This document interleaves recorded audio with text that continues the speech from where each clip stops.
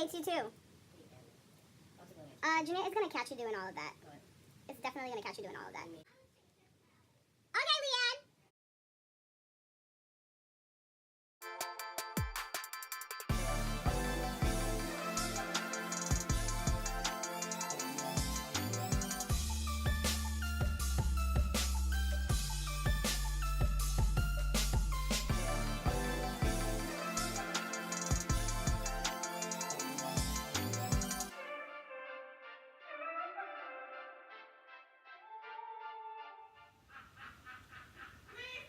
Lisa, your laugh is being recorded.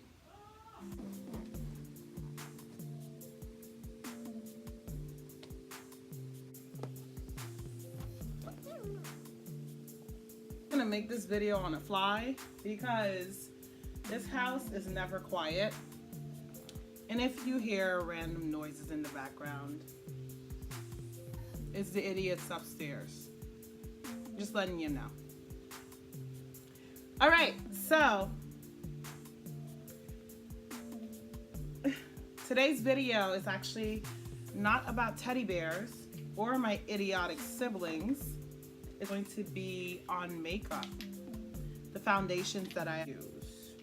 So I still have the Revlon on now, and I've had the Revlon on for about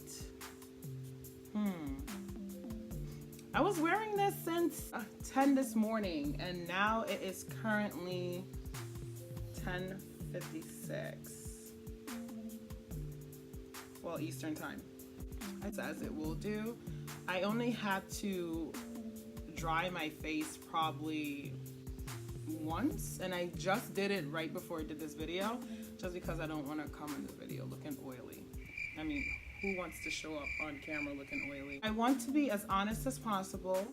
I'm doing this video because when I was looking for makeup that would replace Fenty and Lancome, I went to YouTube to try to search up dark skin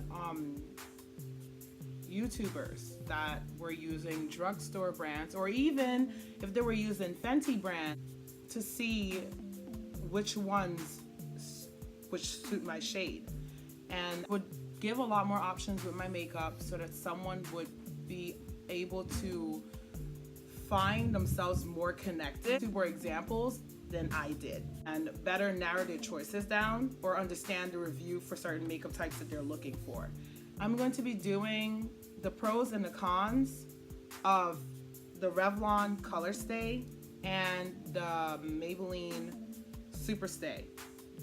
They both claim to be 24 hours, and in reality, you know that's not gonna happen. I'm just gonna show you guys a few of the different foundations that I use depending on the day and or the event or the occasion.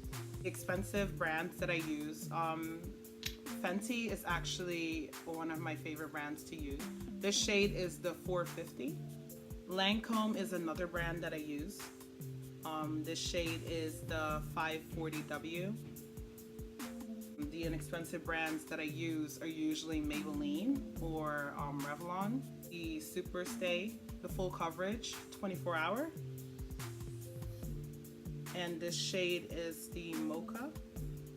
I go between Mocha and I think there's a shade darker, it's called Truffle or something. It's like 362. Recently, I just started using the Revlon Colorstay, and this is the 24 hour. It's the shade 440. Being more expensive, Lancome and Fenty can be found in Sephora, Superstay at Target, and I also bought the Revlon at Target. But these two can also be found at Walmart. Which one should I do first? But let's go with the Maybelline Superstay 24 hours, just because this was the one that I actually started using first. First off, this is inexpensive. It was less than $10. I can't remember the exact price, but this was less than $10. It gives you full coverage. You didn't really need to apply much to have it cover up your dark spots, your dark circles, or anything. And I use this with and without primer. It comes with I'm embarrassed to take this off, but it's quite used, as you can see. But it comes with a pump, so you can limit how much you want to use. It oxidizes. That's what brings me to my next point. Personally, I found that this works best with brushes, just because when it came to the blender, the beauty blender, consistency of it refused to kind of spread. It's waterproof. When it comes time to, you know, remove the makeup removal process actually wasn't bad. So I would say that it's okay. Now I'm gonna talk about the Revlon Colorstay. It's waterproof and it is extremely blendable.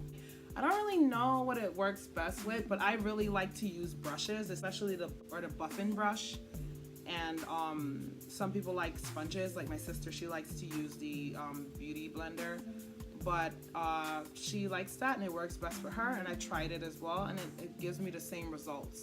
It's just that for me personally, I like the brushes because brushes just tend to give you more control. It's inexpensive. It transfers like to a minimum. It doesn't like you. I'm known for transferring makeup from my face to my clothes, or to the person next to me, or to my teddy bears. This foundation is actually meant for oily skin. Because I have oily skin, oftentimes makeup tends to run or look cakey, and this did not have that effect. I would say this is medium coverage, buildable. It matches my undertone. Like, I didn't have to use any color correctors or anything. I just applied it and it matches my undertone. In my opinion as well, I think this has a minimum to no oxidation.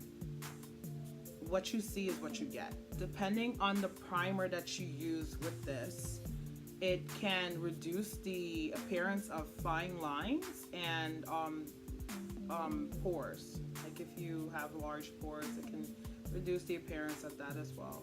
Less than $10. It's really, in my opinion, it compares Rihanna's Fenty's product. It's really, really comparable. Time to be honest with the negatives.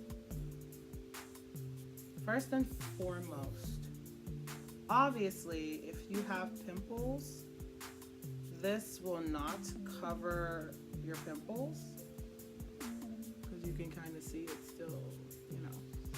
But it's almost invisible, so it does what it can do. It's makeup. It's not a miracle worker. Be realistic. Let's run down the list of why this would be the last makeup choice I will choose to get. I lied about this being 24 hours. I just want to jump on that real quick. This did not even last me an hour. I would get ready, and this is winter, mind you. Step out the door. Within 2 hours of applying the makeup, my face is oily. They don't have a wide range of darker complexions, probably because of the demographics of people that live here. So when you buy the complexions and to try to find one that specifically suits you, to end up buying another product that's probably a little bit darker and mixing it just to set the right tone, right? The undertone was wrong. According to Fenty, because that's when I started to learn about undertones, I'm actually a neutral. By looking at your veins, and if they appear green under the skin, then you're a neutral. Put this on, it comes out orange, so it's like after it oxidizes. But I had to go in with the L'Oreal Espresso and mix that to blend it out the best I could to get my actual complexion. This is clearly not for oily skin, so I don't know who they're trying to fool. It's not blendable. It refuses to cooperate with your brush or your beauty blender. It gives you this cakey appearance, and you wanted to add and basically make it buildable, you end up looking cakey. And this thing transfers makeup like nothing else I've seen. Something went wrong with the Superstay. Pay for what you get. There's nothing special with this, and that's just my honest opinion on this this particular brand. Now for the Revlon Colorstay.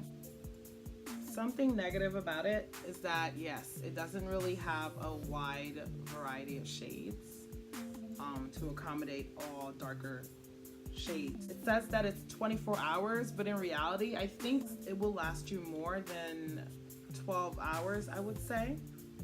And you are getting more than what you pay for.